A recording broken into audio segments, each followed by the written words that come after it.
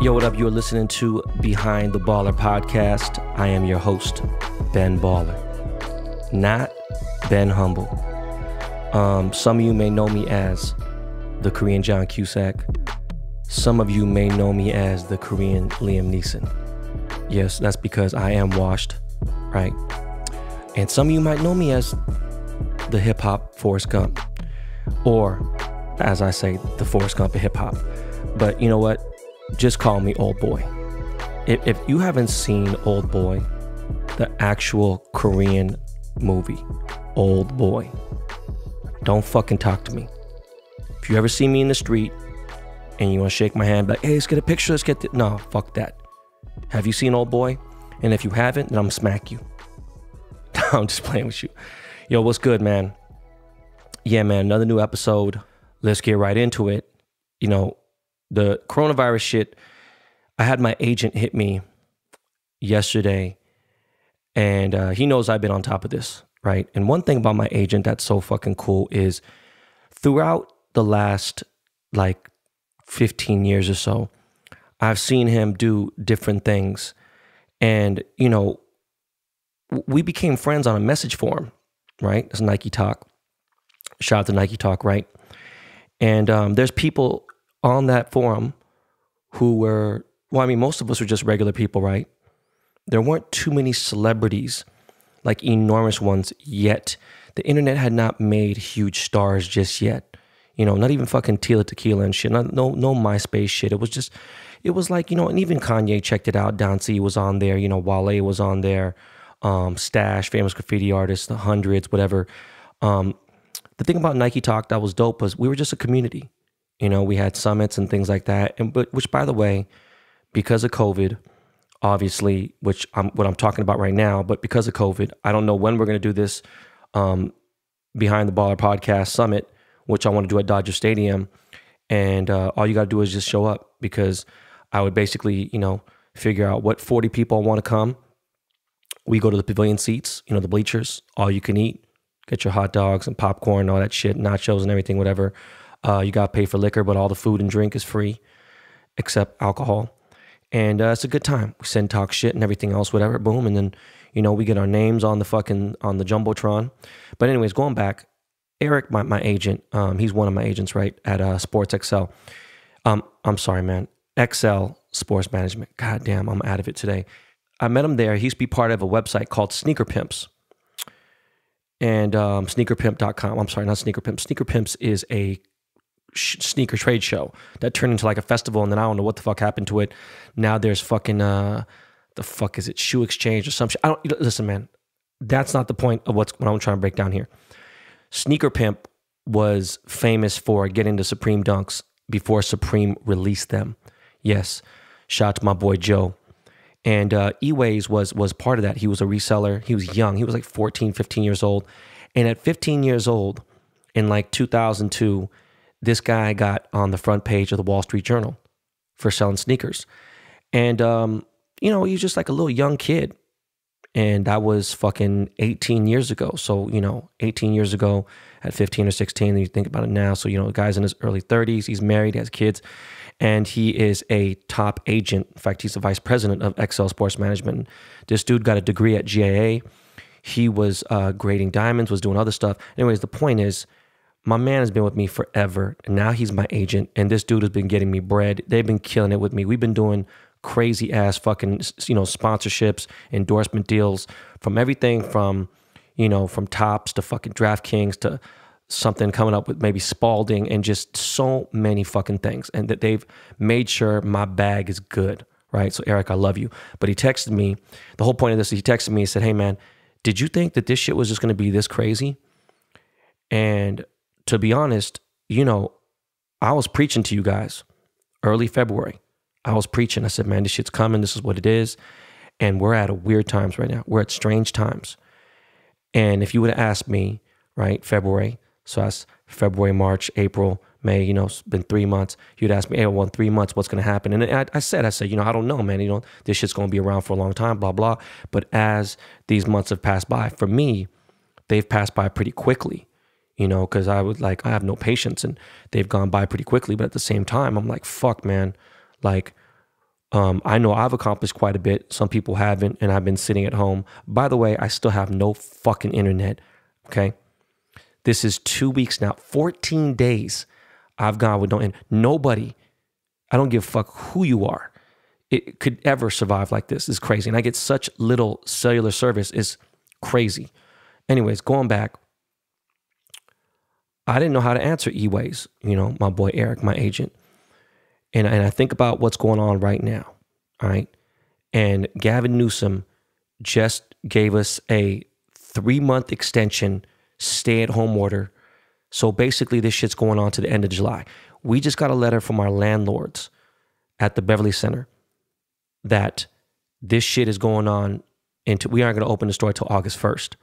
Now, check game, man. I'm paying $45,000 a month for a 850, 900 square foot store. We got to figure this out. I'm not paying rent, and I won't let my cousin do it, and he can't. And there's just some bullshit, right? We just barely opened the factory back up, and I'm just like really just confused. I'm trying to figure out what the fuck do they expect people to do, right? I know some of us got bailed out, and even like there's people that I fuck with that make money, but they're getting unemployment because of what's going on, and they're making $5,000 a month to stay at home. And it's not bad. I mean, it doesn't pay for everything, but it's pretty good. And I got some other people who are doing all right. But like the regular people, the stimulus check, I mean, that's gone. I'm just curious. Like, even I got into a little bit of trouble. So I had somebody from the city call me, right? And I've been dealing with this for a couple months now. And someone from the city called me, and I said, "Hey man, I don't know what's going on," because I'm trying to figure things out. And I'm saying what I got to say. And even the city employee is like, "Well, I think, I got very little time. I think we're going to get furloughed." And I'm like, holy shit, that's the city. This is a motherfucking city inspector and, for permits and stuff like that. So look, man, I'm ranting. And I know this is to you guys. You don't want to hear this shit, but I haven't talked about this stuff in a long time. I'm not talking about deaths. I'm not talking about anything else.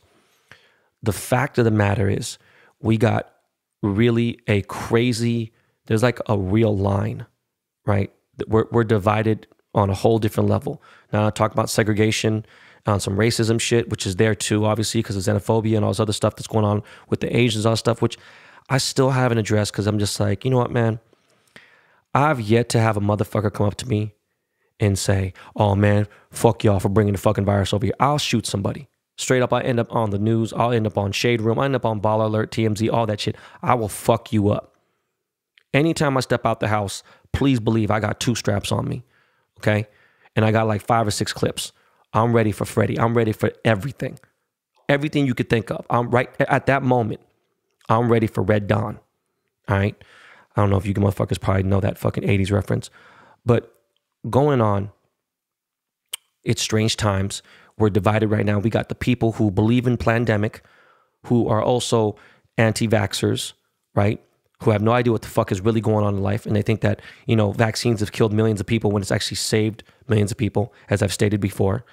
They think this fucking Judy doctor, who's not a doctor, she has a PhD, right? So she's a doctor of psychology, but really no. She's a researcher. She's not a fucking medical doctor, all right? And I'm not saying she's dumb, but I'm saying that she's tried to prove theories and science has dismissed them. So obviously, whether you've been hating on or whatever, she's bogus, okay? And then you got the other people who are staying at home and they're taking the shit serious. And then you got people who, are in between and they're kind of like, well, look, man, I guess, maybe it's not that bad, because I don't know and whatever. And, at this point, I know 4 people who've died, okay? 2 were semi-close friends, 1 being a relative of a close friend, and then 1 being a homie that, I know. So it's like, and I know that about 35 people have got it now. By the way, in 2 hours from this recording right now, when you hear this, in 2 hours, I'm going to take an antibody test. I'm going to take a legit one. Shout out to my homegirl, Drea Michelle. Drea, thank you. I'm about to take an antibody test because, you know what? I think I might have had the shit. No bullshit. At the end of February, early March, I was sick as fuck. London was sick as fuck. And he got tested. I think he had a false negative and it was too early. I think London might even have Kawasaki disease, which is something that's going on. So we're taking this test in 2 hours. I'm going to have my father-in-law take it. I'm going to have my wife take it. I don't think Kaya and Ryder need to take it, you know what I'm saying, even though we're all sick. But we're going to check this shit out. And I've been very, very careful about what's going on. Back to what's good is, okay, remember, the shit started in LA, you know, in, let's just say mid-February, whatever the fuck it was, or even the end of February, okay? Mid-February to be fair. All right. They didn't shut the NBA down till like, you know, March, okay? But in 2.5 months, this shit has killed more than anything.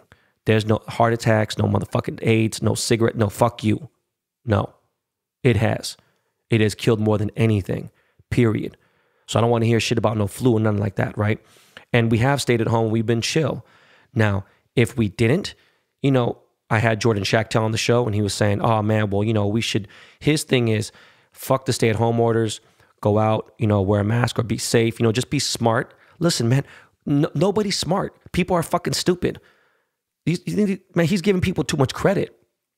He's like saying, protect the convalescent homes and, you know, the nursing homes and things like that with the old people. Yeah, no shit.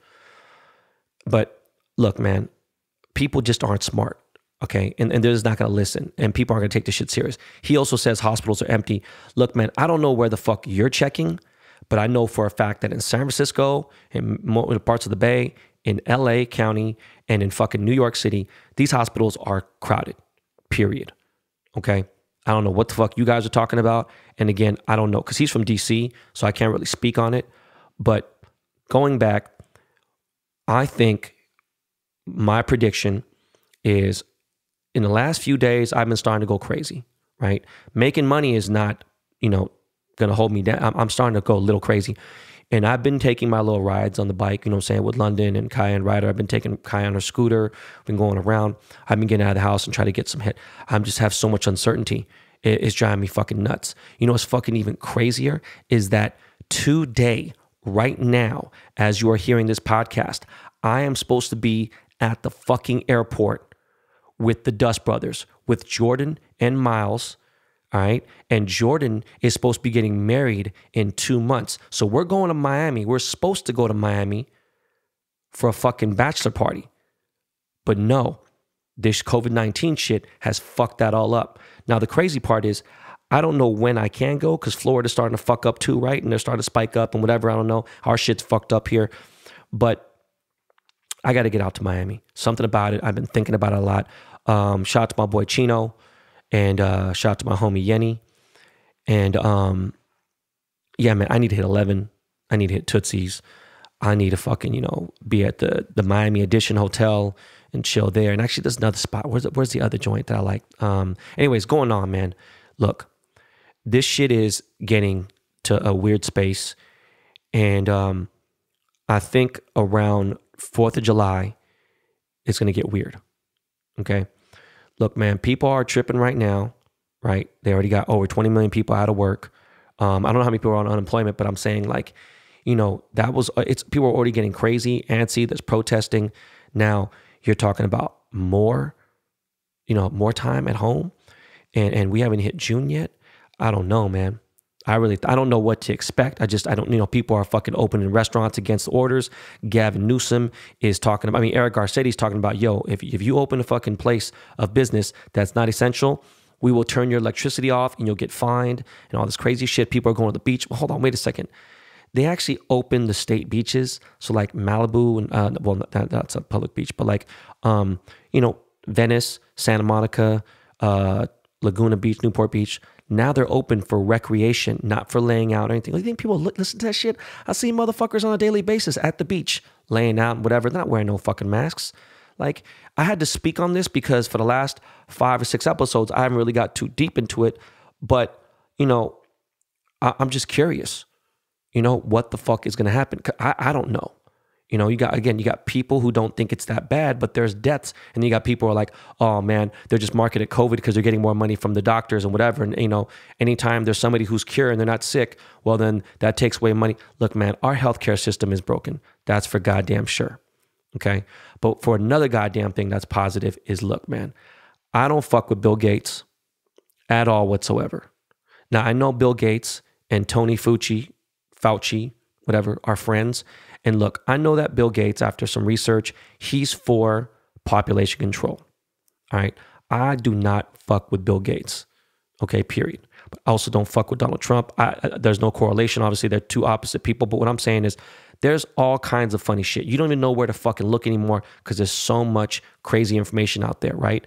And there people are saying, you know, Bill Gates had that fucking theory and he had that shit in 2019, said this virus is coming, you should be careful. Then all of a sudden in 2020, we get it and it's shut down the whole country and whatever. And I'm thinking, okay, so how the fuck does he benefit? Well, now, you know, they're saying they're trying to fucking, they're saying that fucking Bill Gates is trying to install microchips into Americans. And then some dude's like, yeah, it's going to be, I forgot what the fuck he said. You know what, man? Shut the fuck up, bro. And then people are saying, oh, they're going to come to people's houses and knock on their doors and do a test. You know what? Who cares? Like, I wish I had more time to talk about this. I really want to get into this interview because I want to make this thing about sports. But look, man, I'm sorry. I fucking have to. It's my podcast. I've given you guys great information. I just want you to understand what real, serious precautions South Korea is taking and how the fuck we didn't do anywhere near what they're doing. All right. This Michael Kim guy writes, as an American currently in South Korea, it's very interesting to me the stark contrast of how different the two countries' response to coronavirus is. I don't think most Americans fully understand the lengths that South Korea has undergone, so I'll try my best to explain. 1. Upon arrival, they take your temperature at the airport and ask if you experience any symptoms. If you have, they move you to a separate area and give you a coronavirus test. If you haven't, then you take you to another area and they interview you. They also install ankle bracelets. Yes, ankle bracelets. It's that serious. Number 2, you are required to install an app on your phone and enable location tracking at all time. You are required to self-report symptoms in the app twice a day. If you don't have symptoms, you need to report that too. This goes on for a period of 14 days. Question, I thought, what the fuck if you're not there for 14 days? But anyways, during this time, you are not allowed to leave the quarantine dormitory or your home if you've chosen to self-isolate at home. You cannot take public transportation or taxi, and you cannot self-isolate in a hotel or Airbnb. If you don't have a home, you must use the dorm. If you break quarantine, you are fined $10,000 US dollars and face jail time. Also, they check your location on your phone frequently. My wife had her location checked 37 times in a 3-day span, and they've caught enterprising folks who leave their phone at home and go out. During this self-isolation, you cannot contact anyone during this time. They give you special trash bags to throw your trash in, and people in hazmat suits come and collect your trash upon request. You are assigned to a caseworker who is responsible for making sure you are following all the orders. They will call you and text you to make sure you are okay. They will also send you care packages that contains a lot of food, gloves, and masks, sanitary pads for women, etc. 3. If there's a new coronavirus case in your general area, same city or district, you get a public safety alert on your phone that tells you about the person, age, male, female, city, and provides updates as they receive them. I forgot to mention that Korea also has mobilized their army to provide more operations and logistics support at the airport. We were required to get a COVID-19 test within 3 days of arriving, which is the only activity that's allowed to break quarantine. You have to do this in coordination with the caseworker. As a family of 4, we were done testing in about 10 minutes. Test results came back in 7 hours. In response to recent public safety alerts, my family changed our plans for the next several weeks to avoid certain areas. Places with lots of traffic, like Korea's version of Walmart, have temperature monitors installed so you can see everyone's temperature. There are absolutely no protests or demonstrations about the anti-freedom measures or invasion of privacy. I'm not an expert in Korean politics, but it seems like everyone accepts these measures as required to address this pandemic. While we still take precautions like wearing masks in public, washing hands frequently, using hand sanitizer, etc., I feel pretty confident that the government knows everyone who has coronavirus and is tracking things very closely, which means I don't have to worry as much. And like some of the articles have mentioned, if you've been to a place where someone who has coronavirus has also visited, someone will contact you to get tested and undergo self-isolation for another 14-day period. Contrast with the situation in the US, no one really knows anyone or knows everyone who has coronavirus. So if you have to assume that you have to assume that everyone has it, okay? And there's really no actionable plan to address that particular issue. Not trying to be political, just wanted to showcase the situation in a country that seems to have an actionable plan that has resulted in a dramatic decrease in cases and fatalities. In case people were interested, thank you, Michael Kim. And I just wanted to tell you guys that is very fucking important that you guys understand if we fuck up, it will get worse. And people think, man, this shit ain't gonna get bad. I'm telling you, it is. And I know it's gonna get fucking worse during flu season and all that other shit. I, for the first time, and considering taking a motherfucking flu vaccine, I'm thinking about taking a flu shot just to save my kids. I haven't figured it all out yet. But look, man, we got a fucking amazing show. All right, we got an amazing interview.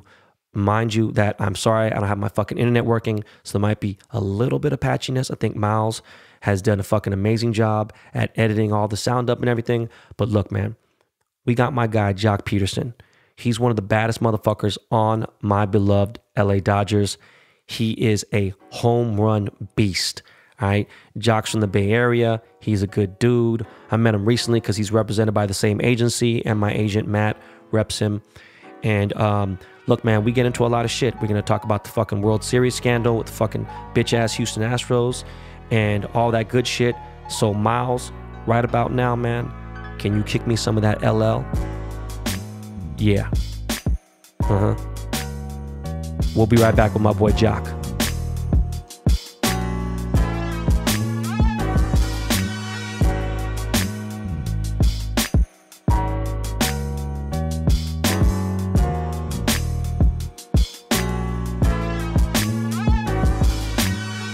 Yo, what's going on, man? You are listening to Behind the Baller. We have a very special guest, Los Angeles Dodgers starting center fielder, number 31 in your programs and number 1 in your hearts. My man, Jacques Peterson. What's good, Jacques? You're funny. What's happening? Happy to be here. Come on, man. Dog, before I ever met you or anything, you know, I'm a diehard Dodgers fan. It's an honor, a privilege to know you as a person, as a friend, and obviously now as a guest on Behind the Baller podcast. First question out the box, bro. Do you believe there's going to be a baseball season in 2020? I really hope so. I mean, that's what we all want to get back out there and do what we love. Obviously, we got to take the health precautions that are going to keep us all safe. But as soon as we can, everyone wants to get out there. So can't wait. I mean, have you heard anything like when, how, where?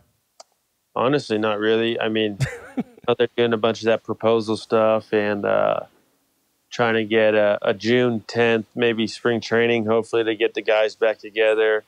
And I think they're aiming for about a July 4th opening day. So if oh shit, figure all that out, it would be cool for America's pastime to happen on America's Day. So that'd be pretty epic. Yeah, man. What have you been doing to stay mentally and physically prepared for the season?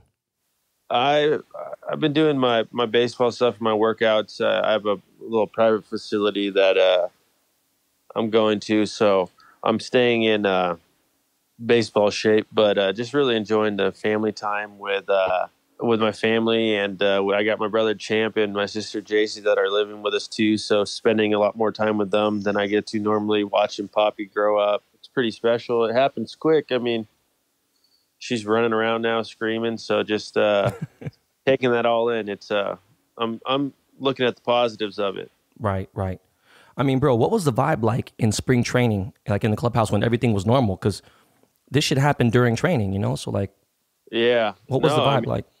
It definitely hit us quick. We had talks about it in Rudy, and then when Rudy got it, everything shut down. But before that, I mean, we just got Mookie Betts, David Price. I mean, you're looking at a Cy Young and MVP that you added to the dynasty that we've kind of already had. Yeah. I mean, you're looking. Have you got any time to talk to David Price or Mookie Betts? Yeah, no, I mean, a little bit. We, I don't know, we probably had like 3 weeks of spring training. So, I mean, we did all the outfield drills. So we were all in the same groups for the outfield. Probably less time with David just because, he's a pitcher and whatnot, but they're both super cool, down to earth, ready to compete. From what I like, great teammates, and it's yeah, I want to take the field with them. So bring home a World Series to LA, and they are some assets that are definitely going to help us do that. Please, man, please. What was it hard to lose Ken Maeda, to Minnesota?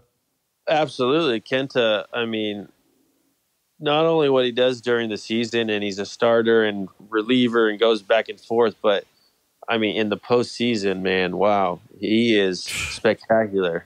That's my dog, bro. Yeah, he's nasty, right-handed killer. He comes in with that fighter and splitter, and it's just it's a really tough at bat for righties, and you see that in the playoffs, and he got a ton of big outs. So yeah, that's a huge hole we're going to need to replace. Right, man. Who are some of the most outspoken people in the clubhouse? Like normally, like who are the guys that you think are most outspoken?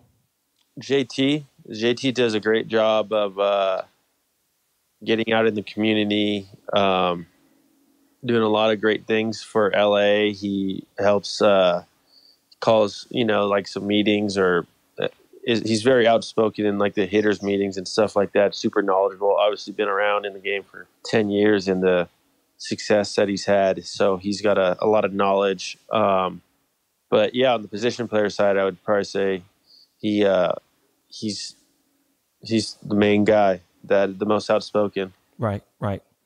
So man, this is crazy because, me and you chatted like for the last, 6 months or so, and it's been like crazy. But there were trade rumors of you heading to the Angels this offseason, and it seemed to get pretty advanced, right? And so did you think you were going to be heading to Orange County? You know what I'm saying? Like, did you think you would be playing? Hey, I really did. We had some friends over. It was actually crazy. Walker Zimmerman, he's a defender he's on Nashville now, but he was on LAFC, the soccer team out here. Right. So they were over at the house, and we were all just having a dinner. And on the TV, I was the only one who could see the TV. Their backs were turned. I was like, "Oh, damn! Mookie Betts just got traded to the Dodgers. That's sick." So then we all turned around and looked at it. I got on our phones, Twitter, and all that. And then, like 5 minutes later or whatnot, it was like Jacques Peterson's going to the Angels. So like we found out with them, and it was like crazy. Holy shit! And they were like, "Oh my god, this is nuts!" Like, and he just signed an extension in L.A. So it was like he's going to be in L.A. for a while, and they're close friends and whatnot. So then, I mean, a bunch of people texted me like, "Hey, you're going to Anaheim," or "Good luck, thank you for everything you did." So I start talking to some of my agencies to figure out like, all right, housing, transportation, like what we're going to do, what's going to be the best fit for the family. Right. Was on the phone with Nike, got my cleats all redone in red, my batting gloves in red. So like it was as done as it was done. You know what I mean? Fuck, man. I thought it was for sure. Bro, you texted me, you know what I'm saying? I was like, what are you talking about? Like, yeah. No bullshit. As much as I love you, I kind of had like a weird feeling about it. I was like, fuck, man, I don't know if I can fuck with Jock like this anymore, man. This is it. I don't like the Angels. Yeah, I know. It would have been crazy. But it's all part of the game. And then, so anyways, obviously it didn't happen. And then as we were sitting there that night or before, Walker was like, "Oh my God, it'd be so crazy. Like, we're just so happy that like we're stuck." And then I guess Nashville opened up a new team for soccer, and that was like they got to like pick a few players, and he was like the most prized so he ended up getting traded. So it was like crazy. Holy shit. Yeah, so he's there in Nashville now, and it's a crazy world, the sports lives, Right. I mean, Andrew Friedman, for those of you who don't know, he's the head of baseball operations for the Dodgers. So he reached out to you, right? Do you want to be a Dodger for the rest of your career? I mean, your dad was a Dodger in the 80s. I'm just curious. I mean, that would be pretty special, There's only a few guys that get to stick with one organization their whole life. And obviously I've been in situations where coming through the minor leagues, I think I almost got traded for David Price and James Shields. And I mean, you could go down the list of a few times that it was pretty close that I got traded. and somehow I made it through all those. And then like White Sox last year, the Angels this year, so Yeah. there's some crazy roads, but I mean, LA, look what we've done. So, Come on, bro. Man. we're in the playoffs every year. We get the best fans, 50,000 every night. I love playing. You know what I mean? Like, I really don't think there's a better place to play. Man. So it would be special to be able to do that. And hopefully we're able to work something out to make that happen. Right. What are some of the craziest perks you've gotten from, LA City Angels and its fans, you know what I'm saying, being like a starting outfielder for the Dodgers? Pretty cool. I mean, courtside or field passes at NFL, NBA games, NHL on the ice. Nice. Just a bunch of stuff. Disneyland. Oh, nice. That's big. When Poppy gets older, trust me, that's going to be huge. Oh, yeah. So it's you get taken care of well in LA. They love their Dodgers, and there's a lot of cool things that come with it. Just dinner reservations at even places not in LA that are just like so it pretty cool. Or like if we go to a dinner and like I don't know, sometimes the chef sends out something, or if we're in a group they put us in a private room, and I don't know, there's just a lot of LA does a great job of that, of accepting their Dodgers and loving them and taking care of them. So we greatly appreciate that, guys. Yeah. What were you doing the day that the Dodgers drafted you out of high school? So it was crazy. I was supposed to come down here to go to USC. So I was committed to USC to play baseball. Right. And, I went to all the little pre-draft workouts before the draft, and they said, all right, you're projected like early second round. And there's a few teams that might take you in the supplement round. And so first day of the draft goes by, and the two teams that I think were interested took different people. And then the second day, when the second round went by, some teams called in the later round and asked if I would sign for a slot, like the slot, which is like the value of what it's worth. And it was under what like our number was. So I said, no, that's cool. What, you know what I mean? So I think they have like a few rounds that day. So then it was kind of like, all right, cool. Like they passed up on me. No biggie. Like I'll go to college. So Right. yeah, the next day was like, I didn't even really pay attention to the draft. I went out to this junior college with my dad, and we were just hitting on the field. I remember that. So we were hitting on the field, and the area scout calls me and says, hey, we just took you in the 11th round. And I was like, oh, all right, cool. Like it was just like before they had all these slots on the draft picks in the draft. Yeah. You could get drafted late and sign for a lot of money. Right. So there was always the option of that. But whenever those happened, it was usually right at the end of the deadline, and the deadline changed. So like normally like the first rounders, they sign right away, they get out and they go play. So I got drafted. I went that summer and I played in a college baseball league with my brother in Hawaii. So we were in Hawaii for 2 months, and there wasn't not one phone call from the Dodgers. It's pretty normal for teams just to do that, to wait out. And then I came back from Hawaii, and it was like the day before the deadline.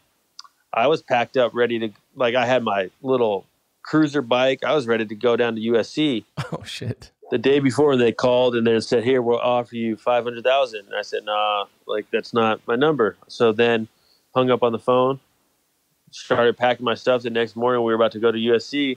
He calls back an hour later and changes it.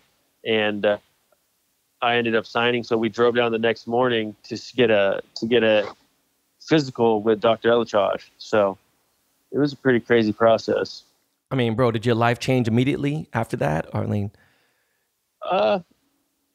Kinda, I guess. All right, and I passed my physical. They said, all right, and get a flight down to Arizona. And then I was in the Arizona summer league, which is it's funny they call it the fire league because it's all where the rookies go, and obviously it's in the summertime, so it's like 120 in Arizona. Yeah, stupid hot. So yeah, that's and that's what the main or the early proposal is to get all 30 teams out there in the fire league, and it would have been hot, so it would have been crazy. I mean, did girls start treating you differently when you found out you're a pro, or like, you know what I'm saying? Did word get around town and in the Bay? You know? Maybe a little bit, but nothing too crazy. I was gone anyways, quick, and then after my first year of pro ball, I kind of made a transition, and I started living down in LA. I guess I got real Hollywood quick. I had a hitting coach that he lived in LA, so I did all my off-season workouts with him, Johnny Washington, down here since I was like 18. So I haven't really been in the Bay Area since high school, honestly, like for a long period of time. And yeah, that's why we love LA, man. It's cool. Come on, bro. I was born and raised here. But I lived in the Bay. Obviously, I went to college in the Bay. What was the first thing you bought with your signing bonus? Man, nothing. Come on, man. Stop playing. Save them chips. No, I don't know. I signed for $600,000, and it's not a ton of money. It was enough. I could buy like a nice car or something, but I was like, man, why am I going to get a decent car when if I grind and get to the big leagues quick, I can get something nice. You know what I mean? Yeah, for sure. I mean, bro, when you showed me the picture of the car, dog, I was really like, I still have it saved in my phone because it fucked me up that bad, bro. Yeah, no, that was my I had a beater car in AAA. AA, I have a car out there, so just catching rides with roommates and stuff. It was a grind. Nah, for sure. I mean, dude, what's it like being in the minor league baseball? Like, what's it like being in minor league baseball and then being called up, in the ranks? That is where the change is. You know how you said there's a change? That's the change. Oh, yeah? It don't matter. AAA, AA, all the minor leagues is bad. They treat you like it's a grind of a schedule. You get paid nothing. The food they give you is not very good. You don't really, you know what I mean? You're not protected by a union like in the big leagues. So you give your hat to everyone in the minor leagues because they're grinding. It's bus rides. It's a grind. But then once you get to the big leagues, man, it's like you never want to leave. You go into the locker room, the locker rooms are way nicer, but you go into the food room, it's like a candy store. It's like a gas station, everything you want, and everything's just you grab whatever you want. You know what I mean? Yeah. The fridge, it's got every soda, every Gatorade, when Sobe used to be a thing, Sobeys, in the glass bottles, the chocolate milk Yahoos, all that. No, trust me. Bro, when I was making jewelry for Matt Kemp, I used to go into the clubhouse, or you go into the locker room and be like, whoa, it's nicer than the Lakers, you know what I'm saying? Way nicer. Yeah, so it was that was the craziest thing. I remember AA, I played in AA, and I went to the Futures game that year. So the Futures game's the game right before the All-Star game in the same All-Star city that year. So it's like a day before, Yeah. So we played New York Mets was the stadium I went to, Citi Field, and we were on the home side. So I came from Montgomery Biscuits, I think is where I was, and I flew to New York, and it's like an average AA locker room, like whatever. And I get to the Citi Field home clubhouse, and I was like, oh my God, wait, what? They had Shake Shack after the game, milkshakes ready to go, yeah, it was insane. And I was just like, man, hey, I need to get here. And then when you get there, it's all worth it. Have you been watching The Last Dance? The Michael Jordan documentary? I'm more of like a binge watcher, so I'm gonna wait till the end and knock it out in the day. Okay, because there's a part where they go into the in depth. They show him, when he was playing for the Barons, and I'm like, the way you're describing this, I thought it'd be a little bit more luxurious than that, because Jordan was doing this, and I remember my friend was his mom. Oh, sorry, my friend's mom was Jordan's stylist during that time because he was shooting Space Jam at the same time as well. and during the Barons. So it's like, and my boy was his security guard during that time. So I thought maybe AA ball was, you know, a little, I mean, at least somewhat luxurious, but damn, you're telling me it wasn't. No, there's nothing luxurious about any of it. Even AAA? It's not? Damn. I mean, AAA, well, there's two AAA leagues. One of them, you fly everywhere. Well, you fly to 97% of the places, and one of them you bus everywhere. And the one that you fly everywhere, you're waking up. It's a 3:45 wake up call, 4 a.m. bus, and you got 2 buses going to the airport, so you got to get there super early before your flight. You're on the first flight out, so you're getting to the airport around 5 for a 7 o'clock flight, and you're playing that night in a different city. I'm sorry. Hold on. Wait a second. Rewind for 1 second, bro. I'm so sorry. Hold on. Are you trying to fucking tell me that in AA ball or the other AAA ball that you take a bus even to another state? Yeah, all the time. Wait a second. Hold on. What if you're playing someone in Chicago? You're trying to tell me that in Arizona you're taking a fucking bus to Chicago? No. If so, you play. Our team was based in Albuquerque. You play Albuquerque. You play it a night game. Right. You go to sleep. You set your alarm for 3:45 in the morning. You wake up. Right. You have to wear a freaking suit on the plane, or at 4 in the morning. You hop on the bus. You catch the 7 a.m. flight to Nashville. There's a team in Nashville. You get in around, I don't know, 12, 1. You head to the hotel. You take a nap. You get a bus at like 3 or 4. You play that night at 7. Jesus Christ. So your day started at, I don't know, 3 in the morning, and you're playing that night. But like on the bus cities, that happens all the time. Like you play in Indiana or something, and you bus 8-10 hours overnight, and you play the next day, and you're in a new city. I mean, how the fuck do you even come up from that? Like, listen, bro, look, man, I came from nothing. I used to work at Subway. I worked at fucking, Burger King. I had no bread, but I just can't imagine fucking playing. You're a pro and you're playing, you got to be in a fucking bus for 10 hours. And it's like, I don't know, man. That just ain't. Man. So that's where, like, at least maybe in AA, I think AA, there's only one bus, maybe two buses. But like in high A, all the ones low A, everything, there's one bus. So you're talking about all the coaches and the trainers get their own seat in the front of the bus. And then you only got about 20 seats, 20 rows left. So a lot of people are doubling up. You know what I mean? Damn. So you're doubled up for 10 hours. Yeah. And I mean, there's no food. There's no flight. Bring your own. And then when you stop at a gas station, there's like a McDonald's or Carl's Jr. that you hop out when they get gas, and you go to the bathroom. You go get a gas station meal. Wait a second, dog. Stop. There's no fucking bathroom in the bus?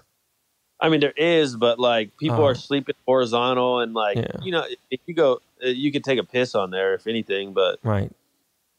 Shit. So then, okay. So where were you when you found out you were being called up to the major league roster? Albuquerque, New Mexico. Shit. Yeah. So there was all this stuff. Oh, he's gonna get called up, but they waited till the dead last minute to call me up. Damn, man. September 1st. So I even played in the game the day before when it was like I played in the game, and then I did that same travel schedule, and I flew out the morning of September 1st, and then I flew from Albuquerque to LA, got in, went straight to the field, and that's the night I pinch hit for. I ended up striking out my first at bat, but man, at least let the kid fly in like a day early, get a good night rest. But yeah, bro, what's the furthest home run you've hit to date? I don't even know. Come on, man. You'd have to StatCast that. I don't know. I've hit so far ones though, probably in Colorado because it goes farther a little bit. Yeah. But I don't know. I hit one in Arizona last year that I hit pretty good. Hit a few in LA. I think LA I came really close to hitting one out of the whole stadium off the Phillies last year. I think like 3 rows from the top. Because I literally park right behind. You know what I'm saying? So, my car's. I don't know the exact distance, but I've clicked a few good ones. Yo, so what was it like being one of the best power hitters in the major leagues? Like what, you being currently one of the best power hitters. You hit 36 home runs last year. What's that feel like? I don't know. That's a good question. I don't know. I never really looked at it like that. Because I mean, you're always trying to improve. Like, oh man, it's a tough game, and you got a lot of high expectations for yourself. It's like you don't want to. Why stop at power? You want to keep improving, and then they say you strike out too much, or you don't walk enough, or you don't hit lefties, or you don't. You know what I mean? So there's always stuff that you're grinding and working on to master your craft. But no, I think I've done some cool things in the game. But it's just a start, learn from a lot of my mistakes, and yeah, keep pushing. I mean, bro, what was it like playing in the World Series, dog? Come on, man. Yeah, that was the best. That there's no feeling. My two greatest memories were playing in the World Series and doing the home run derbies. For some reason, the adrenaline, the sold out crowd, everyone yelling. I don't know. It's just, bro, I didn't miss a single game. You can't even explain. You kind of black out. There's the blood rush, all that good stuff, and it is. It's something you dream about as a kid, and it's just. Yeah. If they said, "Hey, you want to play in the World Series tomorrow or the home run derby?" I'm down. Let's. No practice, no nothing. Like, just go compete and have fun, and it is. But bro, it's a blast. You can't compare the home run derby to the World Series, bro. Please, I mean, yeah, no, but like the same type of like fun, right? Yeah, fun, adrenaline. I don't know. The World Series, man. After a World Series game, you are drained, mentally exhausted. I mean, because it's just, bro. How many innings did that one game go? I was there. 18. Jesus Christ, bro. I started to look, man. I know everyone listening to this podcast. I'm not anybody with drugs and like that. Everything. I considered trying to find a Xanax after like the 12th inning. 13th inning, I was starting to go crazy in the stands. I was right behind, I'm right behind the dugout. I was literally losing my mind. And I remember I was there with George Lopez, and I was like, boom, you hit a home run that game too. I was fucking going nuts. Hold on. What's it like to hit a home run in the World Series, man? Tell me that.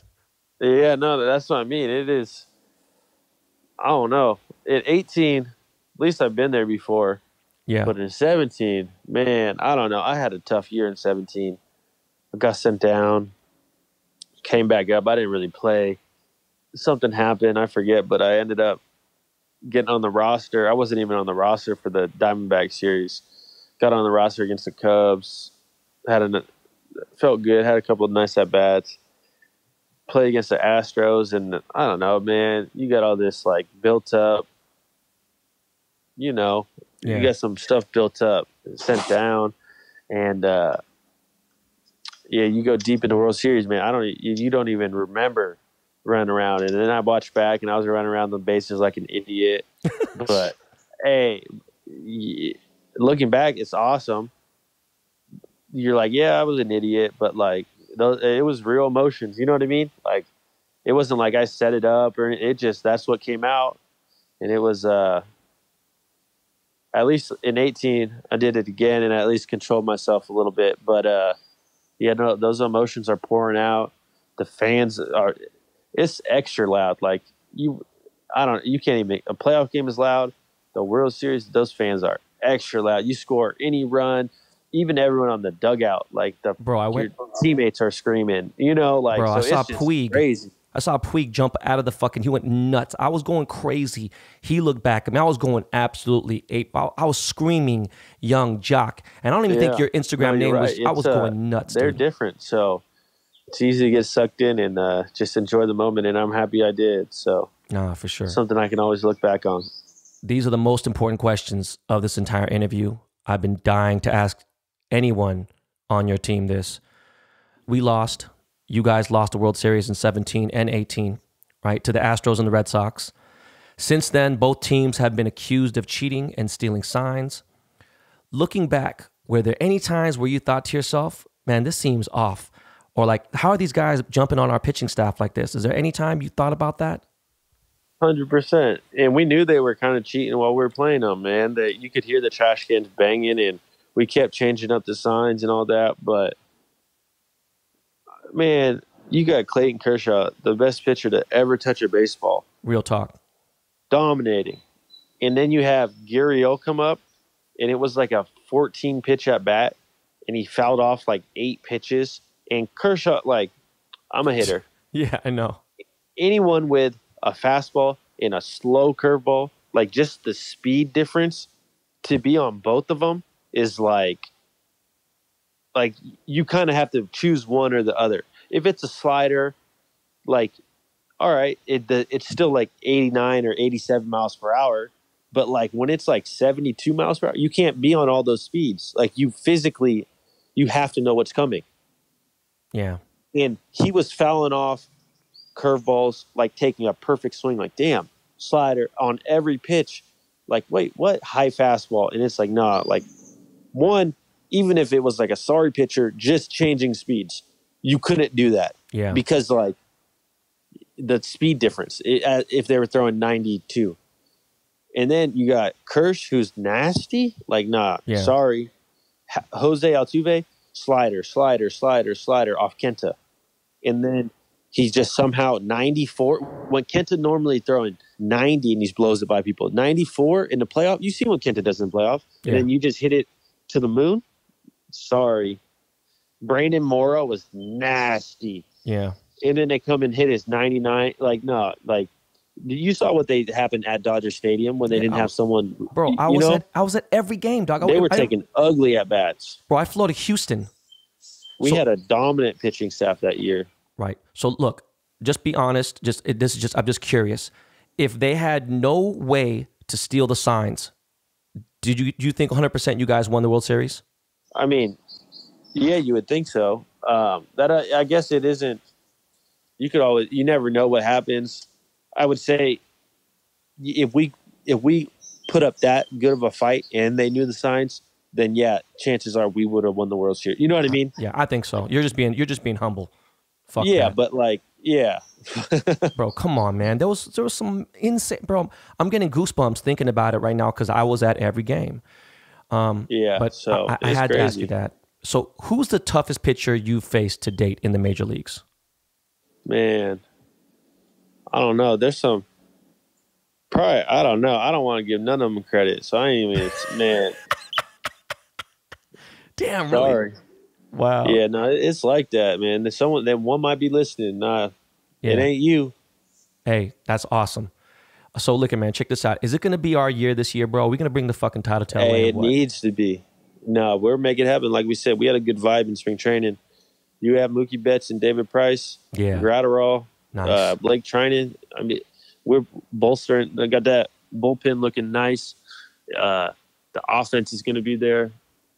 When we get back on the field, man, it's we're going to do it. We got to.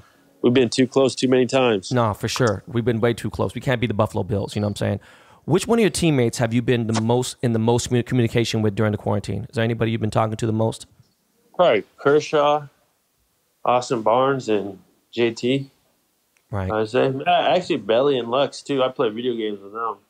Right. So, me, Belly, Lux, Austin Barnes been on Call of Duty. So if anyone wants to catch that smoke, we're passing out L's. Man, get the fuck out of here. But no, I've Kirsch and JT are kind of neighbors, so seen JT a few times, on the phone with Kirsch quite a bit. So right. Do you think, would it be good for the game if there were no human umpires? Nah, man, I don't know. That's all up to the MLB, but there's always, I don't know. That's a tough one. Yeah, you never know, man. I think that's fucking weird. Regardless, do you think it'd be good for the game if the National League has a designated hitter? I think that's gonna happen this year with if when we get on the field. So it'll be a good test to see if how it goes. Right. So, what are your goals for the rest of this season and the rest of your career? Right, you're still young, dude. I mean, obviously, win a World Series, just take it one season at a time.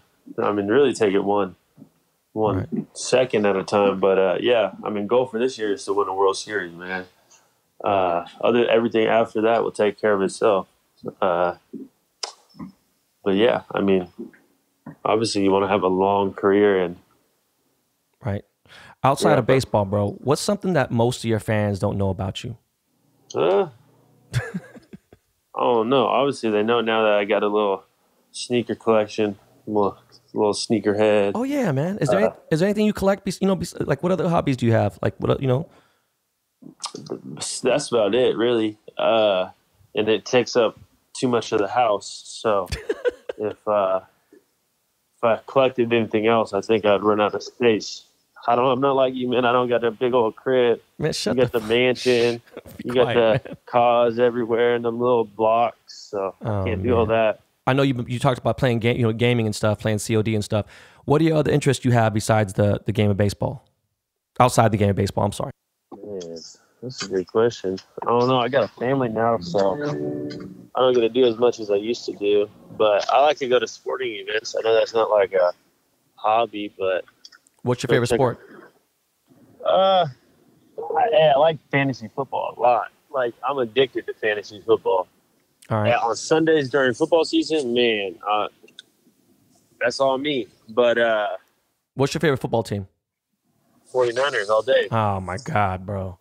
Hey, all day. You know that we're the biggest rivals with each other. We've been battling for the last 7 years. We've had probably one of the ugliest rivalries in NFL football is the Seahawks and the Niners. So it's like it's been fucked up. You know, I don't think I've missed. Well, now I'm not allowed to go back to Levi Stadium. I've been banned. So I don't blame them, man. Keep Ben out. Keep Ben out. Bro, you know I had to get a police escort? It's the first time in the history of my life I had to get escorted out of there because I got so many threats. Wilding out too much, man. Yeah, Santa Clara. You're not ready. Yo, E40 really was like, yo, I can't talk to you no more. Like, this is the worst this last season. We got into it so bad.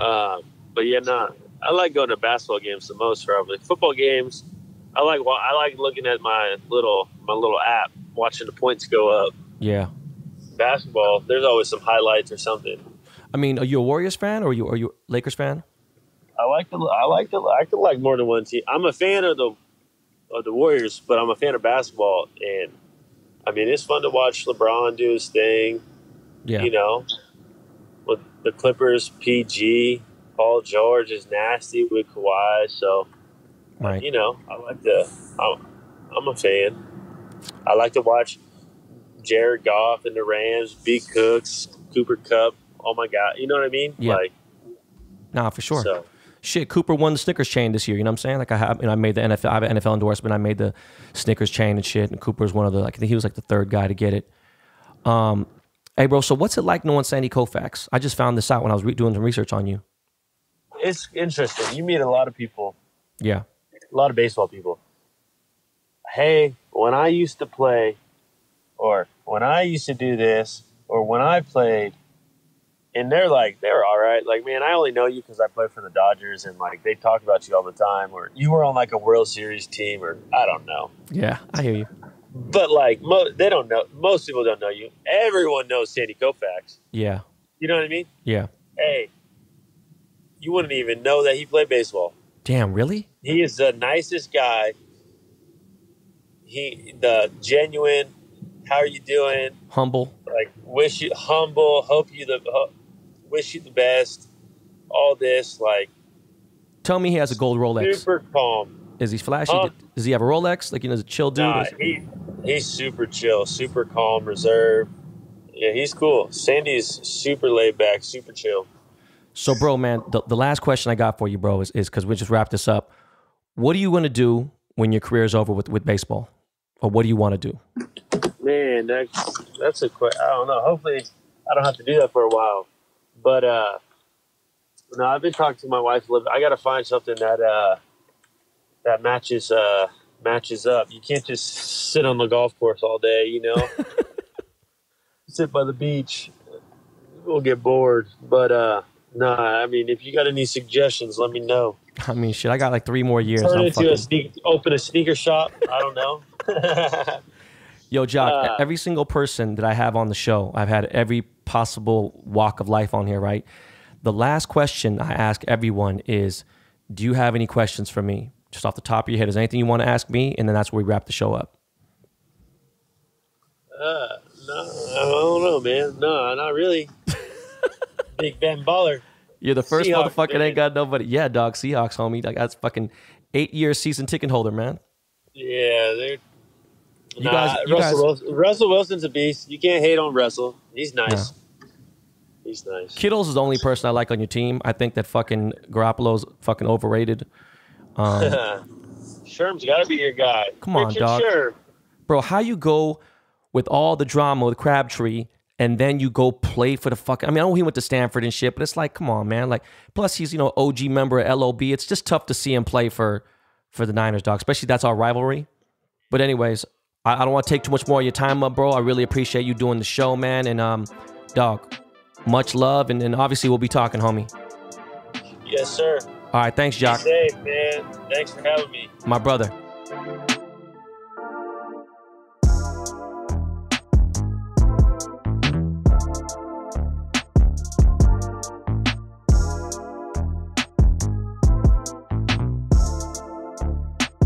So yeah, man, we're back, and I gotta shout out my boy Young Jacques again, Jacques Peterson from the 650. Jacques has blessed me with all kinds of fucking authentic Dodger gear, like the real shit that all the players wear, straight out the clubhouse, straight out the motherfucking locker room, dugout, all that. And the Dodgers had a licensing deal with Majestic for the longest time. I wasn't mad at it. I just didn't love it. And, I've always bought jerseys here and there. And he blessed me with the new Nike shit because they have a deal with Nike now. So all their shit is super lit. So the Dodgers uniforms now, the jerseys and everything, super dope. Motherfucking, again, Nike's doing the shit. So, again, thank you, Young Jacques, for that. And the hat, the new hat. I appreciate that World Series hat. But yeah, speaking of new uniforms, the Rams, LA Rams, they got new uniforms, and it reminds me of, like, I don't know. I mean, they're futuristic, but it looks like if it was McDonald's except blue. Like, take the red out and put blue. It's like they look like the Crip version of the McDonald's. Yes, CRIP, Crip. But yeah, I don't know how I really feel about them. And to tell you the truth, I don't really give a fuck. I'm just thinking. But going on to sports, and especially the football, I think we're gonna have to see what happens with baseball, because now with this extended stay-at-home order, that no one knows what the fuck's going on. They're talking about 2 weeks or whatever. I just need to know what the fuck's going on, because y'all charge my credit card. Okay, Seattle Seahawks, y'all charge my credit card for these season tickets, and I'm wondering, okay, am I going to these motherfucking games? Now, this is the crazy part. I know if you test positive for the antibodies, right, that doesn't mean that you're in the clear 100%, but that does mean, so look, man, the outcome of today's antibody test, if me in London test positive and this shit's like legit, I'm going to tell you something real quick. I'm going to be real laxed. Still wear a mask. I'll still be, careful here and there, whatever, but I'm going to be a lot more lax for sure. I'm going to tell you that right motherfucking now. Am I jumping on a fucking plane to Asia? Maybe not. Sorry, Jimmy boy. I know you're trying to go to Vietnam. We need to investigate and see if Vietnam is telling the truth, because there's no motherfucking way they only got like 30 deaths or 2 deaths, or what the fuck they got, some crazy shit. But anyways, Seahawks games. If there's some games happening, yo, man, I'm trying to figure this out, because, I go to 4 games in Seattle, and then I definitely want to hit 3 away games, you know what I'm saying? Like, definitely want to hit Miami, definitely want to hit DC, and then, I'm definitely going to have to hit the LA game, at the new fucking SoFi Stadium. Definitely not going to hit Monday Night Football in Philly. Like, I'm not trying to be out there during this whole shit and be in that rowdy-ass crowd. Fuck no. But it's going to be weird, because, you're talking about a 70,000 person stadium, and it's just fucking weird. It looked like practice. I don't know. We'll have to see. Baseball, I caught a little bit of this KBO, the Korean Baseball Organization, again, Korea. And I don't know, man. Basketball, what we're going to see. We're just going to have to see what the fuck's going on. If all this shit happens and if there's no fans for the whole season, it'd just be fucking weird. And I know we're saving lives, but that right there, man, you can't throw the whole season away. It's some crazy ass shit, right? It's not like you're getting a choice, right? You see a fine ass bitch, and like she got body, everything good, face is crazy, everything is fucking bomb, she's healthy, whole nine. She's like, all right, you got one choice. I could either suck your dick or we can fuck. It ain't that at all. I wish it was that choice. You know, it's like, it's crazy. And I know there's a lot of money back in the shit, but anyways, I don't know, man. But in other sports news, Mike Tyson is supposedly making a comeback. I don't know if it's going to be like, you know, more than one fight, but I seen him train. You know, Mike is my boy. And sidebar, man. You know what, man? Mike, if you listen to this, or Ed, if you listen to this, or the other Ben that's running the social media page for Mike, if you're reading this, man, how you going to have that dude, Jay Mazzini, you know, like on your page, man? Dude is such a fraud, man. People DM me now, like random ass people DM me saying that he's paid them like $300 or $400 to act like they accepted the $15,000, $10,000, or $50,000. It's like, man, dog, you really need, like, dog, it's really, like, the crazy part is you're doing all this extra ass shit, faking like you give someone $25,000, $30,000, $40,000, $50,000, $10,000. You're trying to go to drive-thrus and you're doing all this fake ass shit. And you're not even fucking really jumping off like crazy numbers. You're not like, you're so fucking bogus. That shit is so fucking crazy to me. Like, it's nuts, bro. Like, it's seriously insane. Back to Mike. Mike at 53 is still fucking people up. The reason why I'm bringing it up again, because I brought it up in the last episode, he's talking about bare knuckles fighting. Nah, bro. I don't know about all that.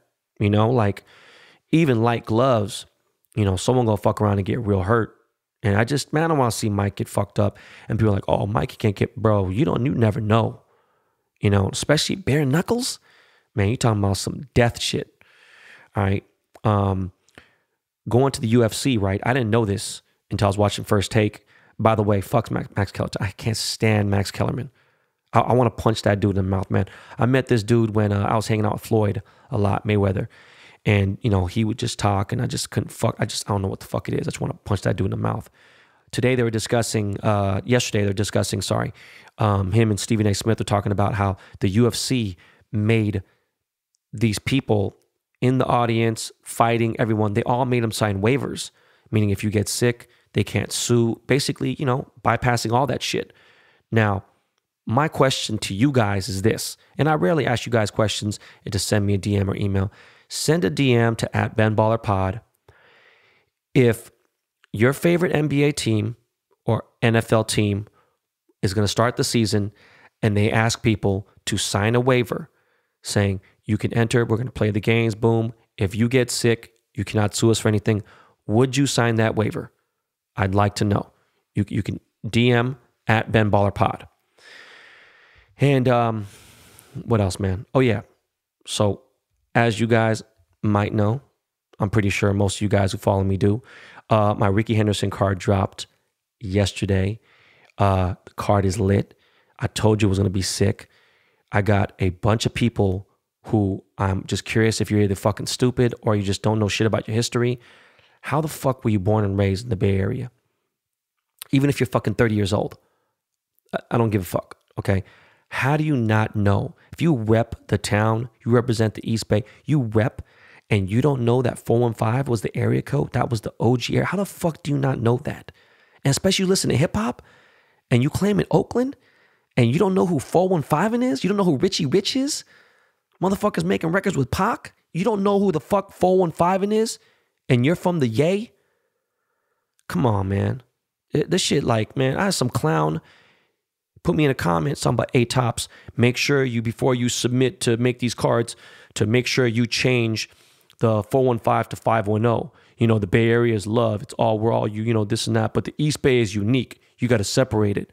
Make sure. And by the way, I make some edits here. So if you do decide to use this @BenBaller, please credit me. You stupid, dumb motherfucker. Are you crazy? I wouldn't use your shitty ass clown shit. Like, bro, why the fuck would I use 510? It wasn't a 510. It didn't even, 510 area code didn't even fucking exist in 1980. They changed the area code to 510 in September 1991. dumb fuck. Like, it's crazy. Sorry. Going back to the card. Ricky Henderson card is lit. Shout out to my boy Mr. Fab for the help. Much love to MC Hammer and Too Short for the love. Card is doing well. And this is my favorite card to date, right? It's my favorite card out of the whole 20? No. I already know that my King Griffey Jr. is probably, it's tied between that, maybe this, and the Jeter. There's so much going on in the Jeter card, and I got so much I wish I could tell you guys, but I can't. But look, I got 16 more cards coming. For those of you listening to this podcast in real time, just know you got less than 24 hours to pick up the card. Understand I'm going to be doing a lot of cool shit. So for all you podcast listeners who are listening to this right now, if you have not bought a Ricky Henderson, just know this. Whenever in the history of me doing any kind of merch, any kind of brand, swag, anything you could think of, when have I ever had anything that was less than $20? Or that was $20, $19.99, right? Never. All right. So you get to have something that's kind of like a piece of memorabilia that I put out there, and that actually becomes more valuable and it'd be worth more than $20 if you buy it. So I'm just encouraging you guys to understand that I even slept on a couple things. I only bought like 2 Frank Thomases, right? I bought like 5 Ichiros and stuff, and now I regret it because the Ichiro cards are going for $400. Fucking $20. All right. $20 to $400. Think about it. Imagine if you owned fucking 100 cards. All right. Do you have any idea what kind of, like right there, look how many racks you just made. Okay. Same on the Frank Thomas. Frank Thomas is starting to jump up now. It was fucking $30 for a few weeks here and there. Now that bitch is jumping to 80. Guess what? It's going to 150 next, and then 200, and it's going to keep going up.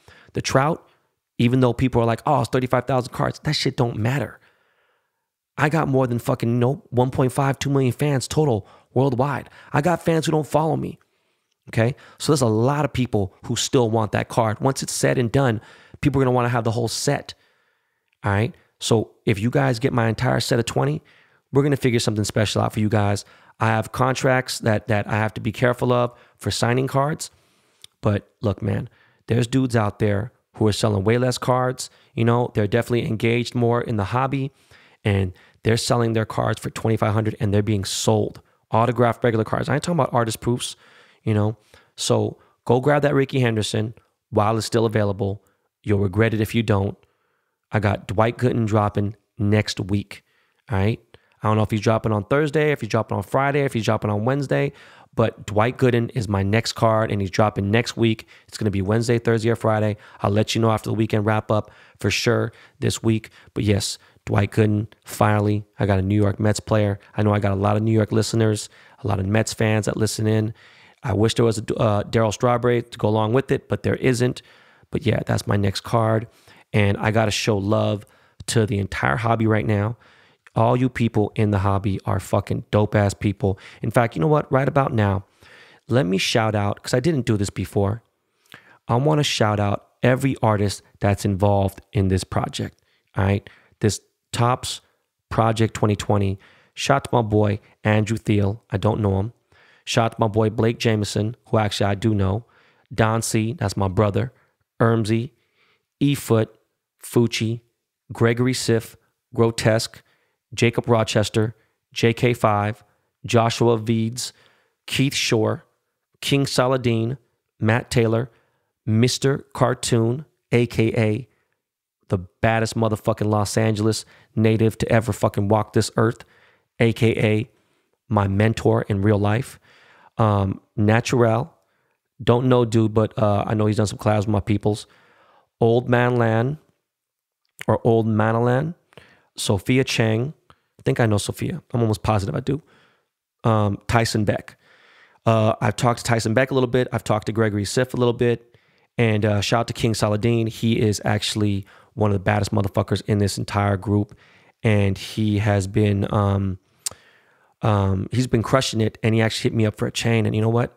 I'm about to put him at the top of the list and get this shit cracking because he's a dope dude. Shout out to all the artists out there. Sporting News wrote a story talking about the worst baseball card that exists is in the Project 2020.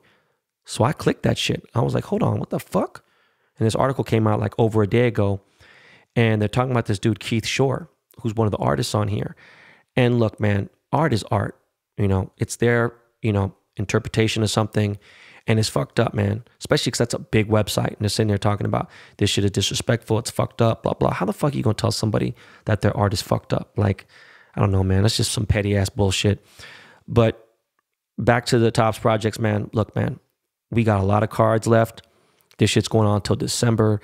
And I would just want to say, again, thank you to everyone who has supported me. It will come back to you tenfold. I promise. I've been paying it forward a lot, and I just appreciate you guys, man. Next up, man, I haven't done a car drive in a real long fucking time, right?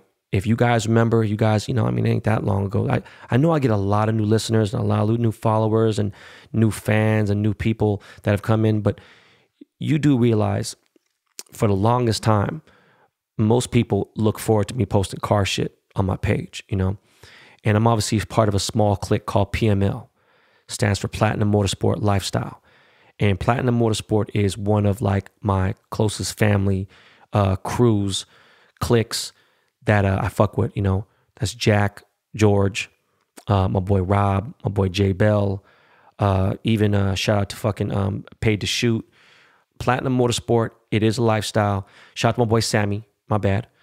And if you ever need a chauffeur, car service, rental cars, from exotic to regular cars, hit up Platinum Motorsport Global Transportation on Sunset Boulevard. Anyways, so we do these gatherings, right? And, we've done Morning Octane. There's Cars and Coffee. There's Cars and Chronos with my boy David Hingwa Lee. And, some of these places are in Orange County. Some of these spots are in fucking Walnut, California. Some of these are in Pasadena. I love the Morning Octanes. They shift between City Hall in Pasadena, Santa Anita Mall, and the Santa Anita Park, and the Rose Bowl parking lot. And, these are social gatherings. So right now, people still want to do these, but they're a little scared. And PML Quick Strike is my favorite of all of them because we actually go on a drive and we get stupid. Everyone is, that's us on them. It ain't on nobody else but yourself. And there's been accidents here and there, whatever. And I've seen some fools say some stupid ass shit. In fact, even old dude from RDB was like, oh, we don't do car drives. Look, bro. You know what? I'm not going to go too deep. You know what I'm saying? I know he's tied in. I personally don't have a direct issue with dude, but I know he got some funk with some of my peoples, but he's really cool with some of my peoples too. But like, don't comment on what the fuck we do with this Quick Strikes, homie. Like, we push this culture forward so motherfuckers like you can even get a chance to do this shit. All right? Because we've been doing this shit for decades. But anyways, PML Quick Strike, what happens is we either meet up at the Melrose location or the Sunset location. And what we do is we chill. We meet there a little bit. Motherfuckers get a little coffee, get to see some dope ass cars. People chill, take pictures, whatever. And there's all kinds of cars from fucking, BMW, M Sport cars, AMGs, whatever. And then obviously up to the Bugattis, Lamborghinis, Ferraris, and all that good stuff. McLarens and everything, right? And then what we do is we leave at 7 a.m. and we head to a drive. Sometimes it's to the beach. Sometimes it's to Orange County. Sometimes it's to Palm Springs. Sometimes it's to San Diego. And we always find a fun ride. And what we do is we take the local streets and we have a route and, motherfuckers got radar detectors, everything ready. And then once we hit the streets, it's so we can just get our clown on, warm the cars up, get a nice little run, get the tires hot, make sure you ain't got no cold tires before you get stupid. And then we go on a freeway and it's a fucking free for all. We go fucking nuts. 185, 200, the whole nine. We get stupid. We don't do little pussy ass shit and sit there and be like, oh, I do the track. Shut the fuck up. Stay your bitch ass at home like COVID-19 then. All right. But we're thinking about doing a Quick Strike in the very near future. And the cops fuck with us anyway. But if we social distance, we greet from far away and we wear masks, I think it could happen.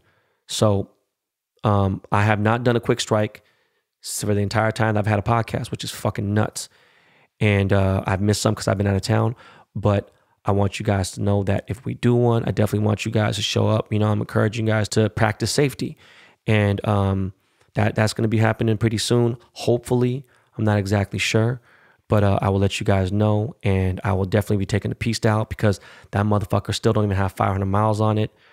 I was trying to think what I was going to say next, but I got a shoot later on today for NBA 2K21, and I don't know what the fuck is going to change, but I do think, I don't know if I could leak this, but I do think finally you're going to be able to wear a Ben Baller chain in the game, which is dope. Because I'm rocking chains and I'm bringing chains for this photo shoot, and that's what's going on. Speaking of chains and basketball, shout out to my boy Marcus Jordan, aka Air Jordan, H-E-I-R Jordan. It's Michael Jordan's son, and he owns a store called Trophy Room in Orlando, Florida, and he's invited me out several times to hang out with his pops, and I've talked about this, and it's funny because he was just on TMZ wearing my chains, and the episode 9 and 10 of Last Dance, I just saw the bootleg. Someone hacked and has a stream. I'm going to wait because one thing that's pretty fun on Sundays is, and I said it wasn't at first, I was being a fucking bitch, I was being a hater, is tweeting along in real time, watching The Last Dance. And like, again, man, episode 7 was so fucking good. But I think Marcus Jordan is in episode 10 wearing the chains that I made him. And yeah, I let him fucking bypass the line and all that good shit and everything else. But it was funny. When I went to go grab my chains for today's shoot, I had to go to my store yesterday. And the way the Beverly Center is set up is you got to enter through this fucking valet area. Now, mind you, I've been going to this mall since fucking 1983 or 82, okay? I'm going to this motherfucking mall for a long goddamn time. And that's fucking 38 years, man. God damn. So I've been going to this mall for a hella long time. And you got to go through the side entrance off Beverly, pull into the valet, park the car there. Then you got to walk to security, which they've changed. Like they have several security places. Go there, sign in, tell them they're going to take you, where you want to go. They only give you 15, 20 minutes to go to your store. And I met my cousin there, and we went up to the store, and I went to go grab the chains. And I walk inside, and in the mall, there are there's construction going on. There's stores boarded up. That shit had me fucked up. And there's no AC, obviously. You know what I'm saying? Because motherfuckers ain't trying to use no electricity, fucking cheap-ass landlords. But it was crazy walking in there. And me and my cousin, I didn't want to talk about it. I'm like, let me get in and get the fuck out. He's like, no, we got to talk about it. So some of the prerequisites of opening back up is they're going to maybe want, well, first we have to put a sign saying you have to wear a mask to enter the store. And after every single customer leaves, we have to wipe down all the counters, everything. After each one, you have to sanitize and disinfect the entire place, and possibly have to put up fucking plexiglass windows. Man, I'm just ready to I don't know, man. I'm ready to day trade. I'm ready to do some other shit. Even my custom jewelry shit is starting to get to a close end. I don't even know. I got this Sotheby's project coming up. I got this shit with Takashi Murakami coming up. By the way, Murakami, if you're listening, thank you very much. Murakami sent me some beautiful masks that he made, and then he sent me a letter which could have got me in a lot of fucking trouble. And people have been asking me how come I haven't gone on Instagram Live lately, and that's not the reason, but he wrote a thing. He's like, oh, Ben, sometimes I come to your Instagram Live and I see you have pretty girls on your Instagram Live and I get envious. And I'm like, bruh, shut the fuck up, man. You playing. But yo, man, that is it. Again, very full podcast episode here, but I'm just really confused about what the fuck to expect. And I just want to get out of here. Me and the Dust Brothers been talking about heading out, trying to figure it out. Vietnam is a possibility. And we might take Fat Boy with us. I mean, Jimmy Boy with us. Jimmy Boy is so fat that when this motherfucker goes to a restaurant, he orders everything on the menu except for, thank you, please come again. Nah, I'm just fucking with you guys, man. That's my dog. But yo, that's all the time we have. Thank you for listening. And yo, man, again, I appreciate all you guys who listen to the podcast, and especially in quarantine. I hope that it entertain you guys and give you guys something to do. And I try to drop that free game. And on this next episode, I'm really going to try to figure out some way where we can kind of get some fucking life hacks. Because right now, I know this ain't it. Even if it's beating the system for a little bit, I know it sounds fucked up. But again, man, please, if you haven't subscribed, hit that subscribe button. It makes no sense why you don't, so you get your notifications, listen to the pod, stay loyal. I appreciate you guys keeping us on top of the charts. We still rocking them charts. I was supposed to do this podcast with Ed Milet. Something happened. He had a family emergency. I hope everything's okay with them, but I do got some shit coming up. I keep forgetting. Oh yeah, I got an ESPN interview dropping next Wednesday. I'll make sure I let you guys know what it is. But again, that is it. We are out of here. Miles, can you drop some of that motherfucking Lakey Lake and take us to the crib? Peace.